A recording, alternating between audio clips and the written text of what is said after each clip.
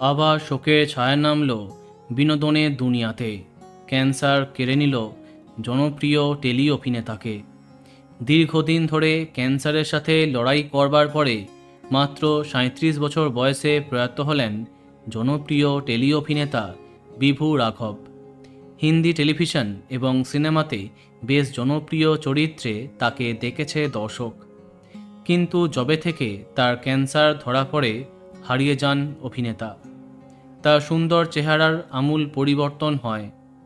জানা যাচ্ছে চতুর্থ পর্যায়ের কোলন ক্যান্সারের সঙ্গে বহুদিন ধরেই চলছিল অভিনেতার লড়াই। মুম্বাইয়ের নানাবতী হসপিটালে চিকিৎসা চলছিল টেলি অভিনেতা বিভু রাঘবের, কিন্তু শেষ রক্ষা আর হয়নি।